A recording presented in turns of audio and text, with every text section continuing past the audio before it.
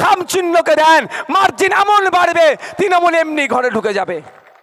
যে বামপন্থী বন্ধুরা লাল ঝান্ডায় বিশ্বাসী, লাল ঝান্ডা দেখলেই তারা ভোট দিয়ে দেন, তাদের আবেগকে আমি সম্মান জানিয়ে বলছি, এবারে আপনাদের ভোটকে নষ্ট করবেন না, এবারে আপনাদের ভোটকে নষ্ট করবেন না। যারা প্রকৃত বামপন্থায় বিশ্বাসী তাদেরকে বলবো, যদি প্রকৃত বামপন্থাকে এগিয়ে নিয়ে যেতে চান, এবারে নিরাপদ বাবুকে ভোট দেওয়ার কোনো প্রয়োজন নাই, আখতার রহমানকে ভোট দিন, খামচিহ্নকে পার্লামেন্টে পাঠান। এই বসিরহাটে বামপন্থার প্র্যাকটিস করার সুষ্ঠু সমাজ আমরা গড়ে তুলব। আজকে কিছু বামপন্থীরা দিনে বামপন্থী আর রাত্রে কেউ বিজেপির কোলে তুলছে তো কেউ তৃণমূলের কোলে তুলছে। এদের থেকে সাবধানে থাকবেন। আপনাদের বলবো,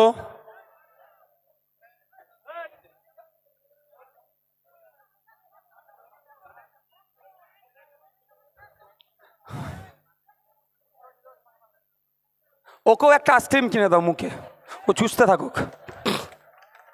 দু হাতে দুটো আইসক্রিম দাও, ওর বড় ছেলে দু হাতে দুটো আইসক্রিম দিয়ে বলে একটা একবার চুষো, একটা একবার চুষো, না বার করে মুখ থেকে।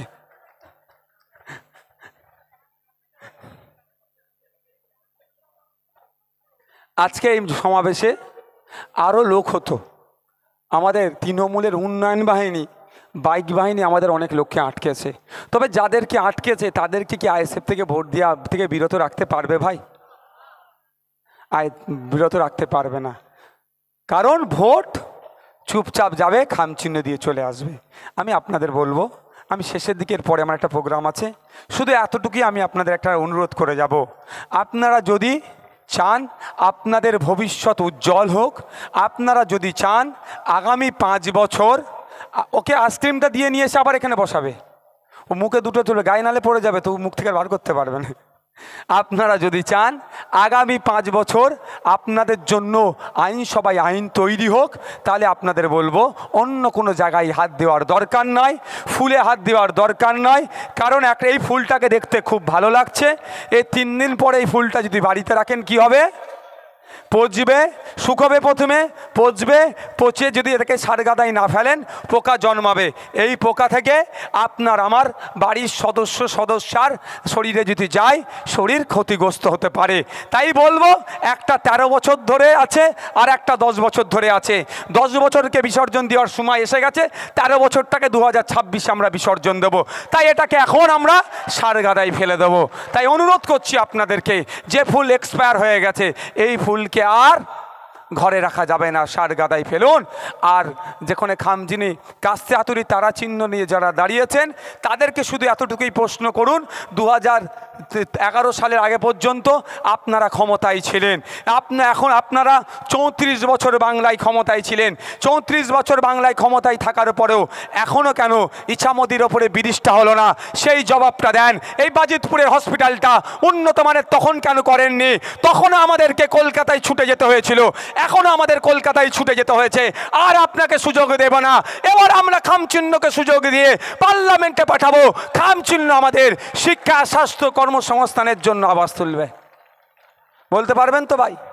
ভাই শেষ করছি, একটা আপনাদের কাছে অনুরোধ, আমার অনুরোধটা এটাই।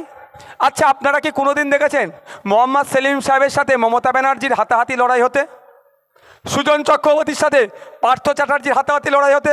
শুভেন্দু অধিকারীর সাথে অভিষেক ব্যানার্জির হাতাহাতি লড়াই হতে? দিলীপ ঘোষের সাথে কুণাল ঘোষের হাতাহাতি লড়াই হতে? কারো লড়াই দেখিনি। উল্টে আমরা কি দেখেছি? দিলীপ ঘোষ বিজেপির নেতা, কুণাল ঘোষ তৃণমূলের নেতা, সুকান্ত মজুমদার বিজেপির নেতা এক জায়গায় বসে এসি রুমে বসে কেক কাটছে। আমরা কে দেখেছি? পার্থ চ্যাটার্জি তৃণমূলের নেতা, সুজন চক্রবর্তী সিপিএমের নেতা এসি রুমে বসে আছে। আমরা কি দেখলাম? বরানগর উপনির্বাচনে তন্ময় বাবু সিপিএমের থেকে দাঁড়িয়েছে আর সজল বাবু বিজেপির থেকে দাঁড়িয়েছে, তারা কোলাকুলি করছে, কোনো অসুবিধে নেই, আমি এর বিরোধিতা করব না। আমরা কি দেখলাম? দিলীপ ঘোষ বিজেপির প্রার্থী, কীর্তি আজাদ তৃণমূলের প্রার্থী, ভোটের দিনে তারা কোলাকুলি করছে, আমি এর বিরোধিতা করি না, ভালো কথা। কিন্তু তারা যদি কোলাকুলি করতে পারে, আপনারা এই কাটিয়াতে, আপনারা বাদুরিয়াতে, আপনারা বসিরহাটে, আপনারা শাসনে, আপনারা ভাঙড়ে, আপনারা ক্যানিংয়ে, সমস্ত রাজ্যের বুথ স্তরে কেন মারামারিতে জড়িয়ে পড়েন ভাই? কেন জড়িয়ে পড়েন? এটা আপনাদের কাছে অনুরোধ। আপনারা দেখুন বড় নেতাদেরকে, তারা যদি মারামারি হানাহানিতে না জড়ায় তাহলে আপনারা কেন জড়াবেন? আপনাদের কাছে অনুরোধ, ভোট আসবে যাবে, ভোট নিয়ে দিল্লি চলে যাবে, আবার নেতা এসি রুমে যাবে, দিল্লি চলে যাবে, ভোট নিয়ে ফ্লাইট চড়ে দিল্লি যাবে, এসি ট্রেনে দিল্লি যাবে, 5 বছর হয়ে গেলে পেনশন পেয়ে যাবে, আর আপনাকে আমাকে কি করবে? এই ভোটের জন্য খুনোখুনি হানাহানিতে জড়িয়ে দেবে। আমি অনুরোধ করছি, এ কাজে আপনি জড়াবেন না। অনুরোধ করছে এটাই, আপনারা ভোটের জন্য প্রতিবেশীর সম্পর্ক নষ্ট করবেন না। আচ্ছা আপনারা বলুন, 1952 সাল থেকে এই ধরনের একটা স্লোগান হচ্ছে না, লড়াই লড়াই লড়াই চাই, লড়াই করে বাঁচতে চাই, এই ধরনের স্লোগান। লড়াইটা করছে কে আর বাঁচছে কে? লড়াইটা কি মোহাম্মদ সেলিম সাহেব করে, সুজন চক্রবর্তী করে, দিলীপ ঘোষ করে, কুণাল ঘোষ করে, মমতা ব্যানার্জি করে, অভিষেক ব্যানার্জি করে, শুভেন্দু অধিকারী করে? এরা লড়াই করে না। লড়াই কে করে? 300 টাকার রোজে যারা থাকে এই চটে যারা বসে আছেন, এরা লড়াই করছে আর বাঁচছে বড় বড় নেতারা। তাই অনুরোধ করব, আর লড়াই নয়। তারপরেও যদি নেতারা আপনাদেরকে লড়াই করতে বলে, কারণ আমার মাইকের আওয়াজ বাজারে যাচ্ছে, তৃণমূলের বন্ধুরা শুনছে হয়তো, বিজেপির বন্ধুরা শুনছে হয়তো, কংগ্রেসের বন্ধুরা শুনছে হয়তো, সিপিএমের বন্ধুরাও শুনছে হয়তো। আমি প্রত্যেকটা নেতাদেরকে বলবো বুথ স্তরের, আর লড়াই জড়াবেন না। আজকের পর থেকে যদি নেতারা বলে লড়াই করো, তখন কি বলবেন আপনারা? নেতাই লড়াই করো, নেতাই লড়াই চাই, জনগণ এবার দেখতে চাই। নেতাই লড়াই চাই, জনগণ এবার দেখতে চাই। এটা বলতে পারবেন তো? আর মারামারি হানাহানিতে জড়াবেন না।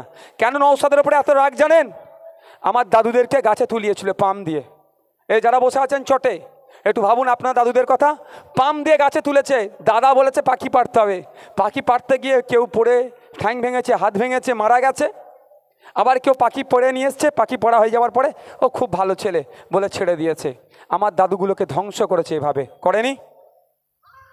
আপনার বাবাদেরকে দেখুন, একইভাবে পাম দিয়েছে, গাছে তুলেছে, ওই পাখি পেড়ে কেউ পড়ে মরেছে, নালে কেউ পেড়ে দিয়েছে। পাখি পেড়ে নেওয়ার পরে কি বলেছে? যে খুব ভালো ছেলে বলে ছেড়ে দিয়েছে। এখন আপনাকে আমাকে তুলতে বলছে, আমি বলছি এখন আর আমি উঠবো না। আমার দাদুকে তুমি তুলেছো, আমার বাবাকে তুলেছো, আমি আর উঠবো না। আমি পাখি পাড়তে উঠবো অবশ্যই, নিজের জন্য পাখি নিয়ে পেড়ে নিয়ে চলে আসবো, তোমার জন্য আমি আর পাখি পাড়তে উঠবো না। এবার যখনই বলছি তখনই নওশাদ সিদ্দিকী সাম্প্রদায়িক হয়ে যাচ্ছে, তখনই বিজেপি দালাল হয়ে যাচ্ছে, তৃণমূলের দালাল হয়ে যাচ্ছে। আমার বক্তব্য, আমার দাদু পাখি পাড়তে উঠেছে, আমার বাবা পাখি পাড়তে উঠেছে, তারা ধ্বংস হয়েছে। আমি পাখি পাড়তে উঠবো, আমার জন্য রাখবো। আর আপনি পারতে পারেন না, আমরা গাছে ওঠার শিখা চড়িয়ে দেবো, গাছে চড়া আমরা শিখিয়ে দেবো, না পারলে মই লাগিয়ে দেবো। গাছে উঠে আপনার পাখি আপনি পারবেন, নিচে ক্যাচি নেওয়ার জন্য দাঁড়িয়ে থাকবো, পড়ে গেলে ধরে নেবো, কিন্তু আপনার জন্য আর পাখি পারবো না। তখনই ওপরে রাগ হয়ে যাচ্ছে। সমস্যাটা কোথায় জানেন? আমাদের উপরে এত রাগ কেন? আপনারা জানেন, অনেকে জানেন না, জানিয়ে দিই। হিন্দু ধর্মের পূর্বপুরুষেরা, এই ভাই ছেড়ে দাও, এ ভাই ও ছেড়ে দাও, ওর সবটা কিন্তু মাথা খারাপে করেনি, ওর সবটাও মাথা খারাপে, ওর মাথা খারাপ বলছো, ওর মাথা খারাপ নয়। বলছি তো সবটা করেনি, বুঝতে পারলাম, দেখুন এবার বুঝতে পারলাম ওকে, এতক্ষণ আমিও ভুল বুঝছিলাম। তো